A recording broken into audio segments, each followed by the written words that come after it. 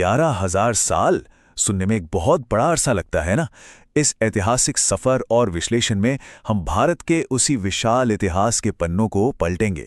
ये एक ऐसा सफर है जिसमें ज्ञान की ऐसी ऊंचाइयां हैं जो हैरान कर देंगी, कुछ ऐसे विनाशकारी पतन हैं जो झकझोर देंगे, और सबसे बढ़कर हर बार राख से उठकर एक फीनिक्स पक्षी की तरह दोबारा जन्म लेने की अजेय कहानी है। चलिए इस सफर की शुरुआत करते हैं।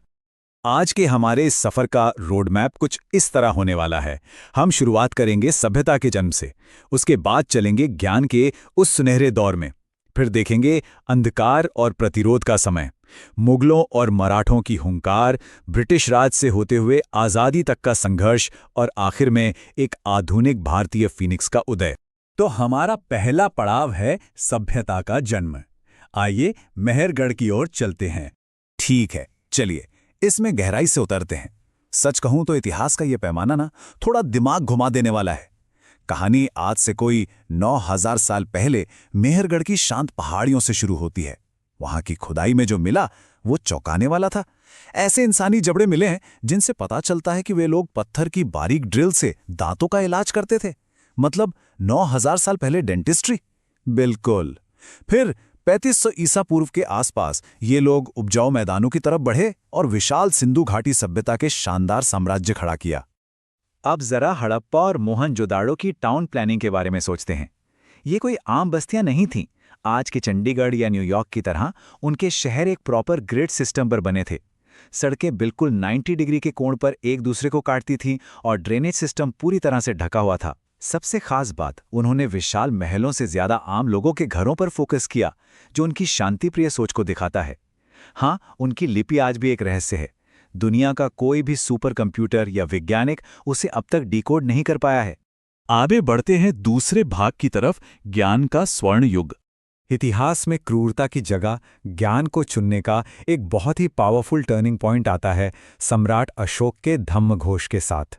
कलिंग के युद्ध का मैदान, जहां 1 लाख से ज्यादा लोगों की मौत का मंजर देखकर अशोक का हृदय पूरी तरह कांप उठा था। उस भीषण विनाश के बीच उन्होंने अपनी तलवार हमेशा के लिए फेंक दी और एक अभूतपूर्व संकल्प लिया, युद्ध से नहीं बल्कि शांति और करुणा से पूरी दुनिया को जीतने का। इसके बाद आता है गुप्त राजवंश का दौर। यही वो समय था जिसने असल में इस उपमहाद्वीप को दुनिया की बौद्धिक राजधानी यानी इंटेलेक्चुअल कैपिटल बना दिया था। महान गणितज्ञ आर्यभट्ट ने शून्य का सिद्धांत दिया और दुनिया को बताया कि पृथ्वी गोल है और अपनी धुरी पर घूमती है। दिल्ली का जंग रहित लौह स्तंभ आज भी प्राचीन इंजीनियरिंग का वो चमत्कार है जो मॉडर्न साइंस को भी हैरान कर देता है। और हाँ, इसी सुनहरे दौर में विश्व के पहले महान शिक्षा केंद्र नालंदा विश्वविद्यालय की नींव रखी गई। लेकिन इतिहास हमेशा सीधी रेखा में नहीं चलता।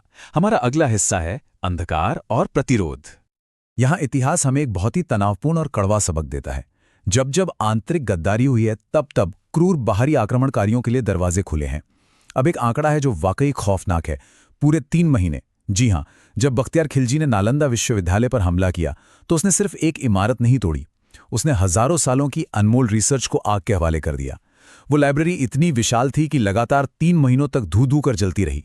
और जब ये आक्रमण और भीतर तक पहुंचे तो कुछ ऐसी त्रासदियां देखने को मिली जिनकी हम कल्पना भी नहीं कर सकते। अलाउद्दीन खिलजी की हमलावर सेनाओं के सामने घुटने टेकने या अपनी असमत लुटने देने के बजाय चित्तौड़ की 16,000 वीरांगनाओं ने रानी पद्मिनी के नेतृत्व में दहकती आग में कूदना चुना। ये कोई मामूली घटना नहीं थी। ये सम्मान की रक्षा के लिए दिया गया एक रोंगटे खड़े कर देने वाला सर्वोच्च बलिदान था।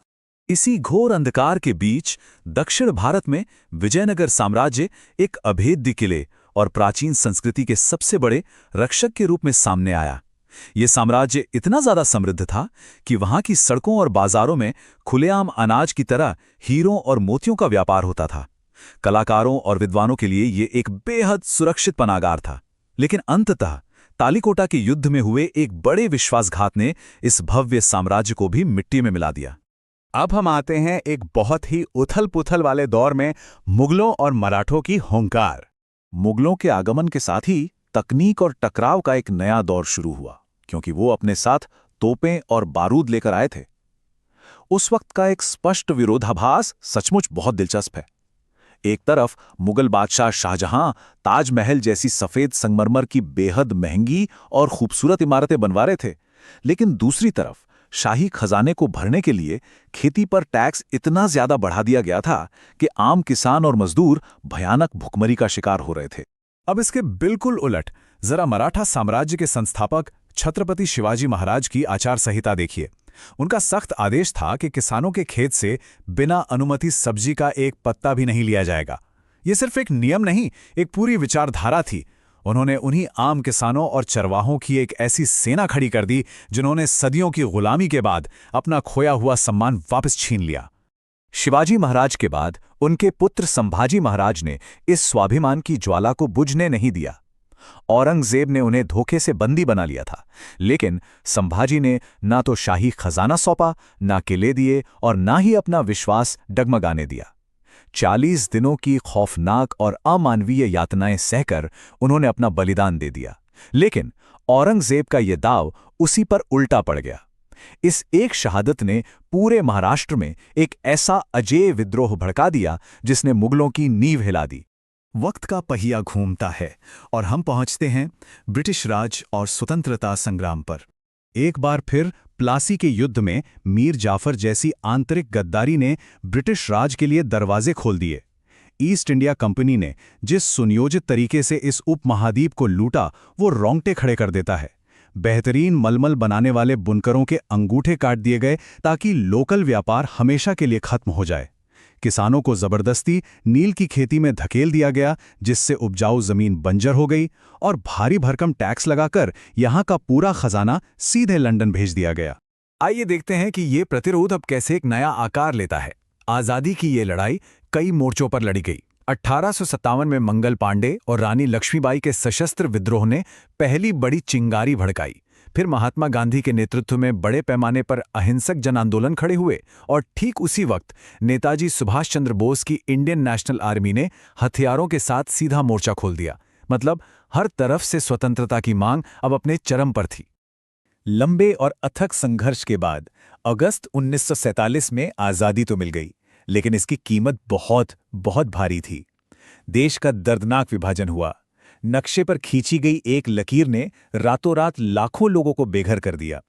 उस दौरान हुए भयानक रक्तपात ने इस जीत की खुशी को एक बहुत ही कड़वी और कभी ना भूलने वाली याद में बदल दिया। हम आ गए हैं अपने आखिरी और सबसे रोमांचक पड़ाव पर, आधुनिक भारतीय फीनिक्स का उदय।